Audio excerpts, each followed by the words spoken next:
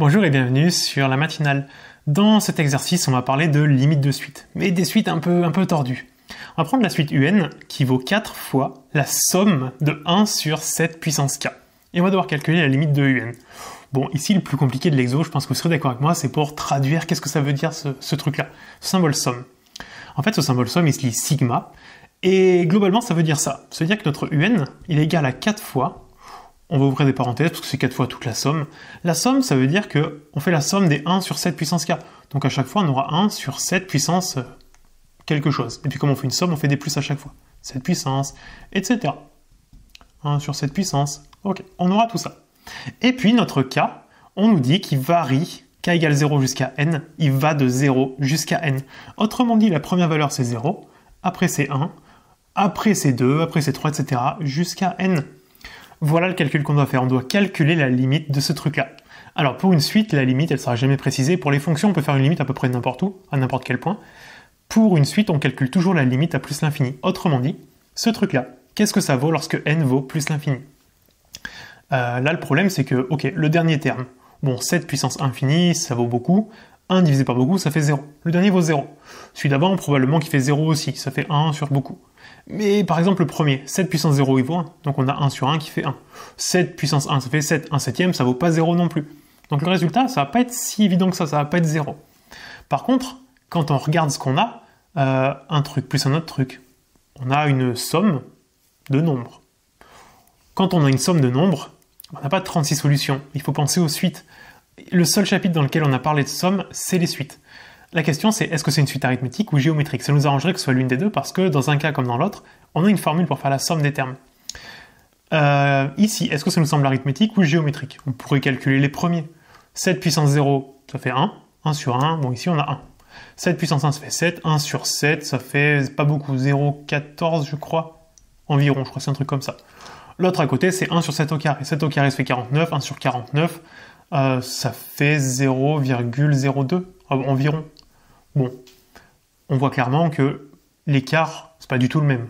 Là, on a du 0,86, là, on a du 0,12. Enfin, voilà, l'écart n'est pas constant, donc c'est clairement pas arithmétique. Donc, ça nous arrangerait que ce soit géométrique. Il nous reste plus que cette option-là. Et en fait, ça l'est. Regardez, le 1 sur 7 puissance 0, bon, lui, il vaut 1. Ok. Mais l'autre à côté, on va pas l'écrire avec une virgule. On va garder 1 sur 7. L'autre à côté, 1 sur 7 au carré, bah, c'est comme si on avait 1 sur 7 fois 1 sur 7. Etc., etc. À chaque fois, on multiplie par 1 septième. Globalement, ça veut dire qu'on a une suite géométrique de raisons Q égale 1 septième.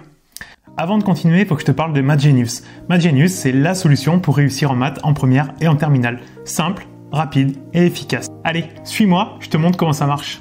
Tu choisis ton chapitre parmi tout le programme de première et de terminale. Tu maîtrises l'essentiel du cours, expliqué simplement en vidéo de moins de 10 minutes. Tu l'appliques immédiatement sur les exercices indispensables, maîtrise-les et tu seras à l'aise partout. Tu prépares tes contrôles avec les flashcards. Tu retrouves toutes les notions que tu dois maîtriser, tous les points que tu dois savoir faire, ce qui te permet de réviser hyper simplement. Si jamais tu as besoin d'aide, je suis là. Tu peux me poser tes questions par chat directement dans le programme.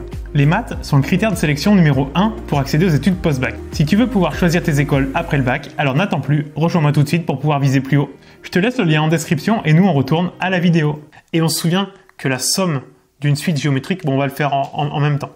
Donc la limite, notre UN, on va d'abord l'écrire comme ça, c'est 4 fois la somme d'une suite géométrique. La formule, c'est le premier terme de la suite, de la somme, donc ici ça vaut 1, multiplié par 1 moins la raison, donc 1 septième exposant le nombre de termes dans la somme. Imaginons que le premier terme, on commence donc au premier, etc., on va jusqu'au nème, il y a n termes dans la somme. Qu'on mette un n, un n-1, un n plus 1, bon ça vaudra toujours l'infini, ça ne changera rien pour les limites. Donc ici on aura n divisé par 1 moins q, donc la raison, 1 septième. Voilà ce qu'on doit calculer. Et puis nous, ça, on doit faire la limite, c'est-à-dire qu'on doit juste, qu'est-ce que ça vaut ce truc-là lorsque n vaut plus l'infini? 1 septième puissance plus infini, qu'est-ce que ça vaut? Il y a quelque chose à connaître pour les suites géométriques, c'est que la limite de q exposant n, ça vaut 0 si q est compris entre moins 1 et 1.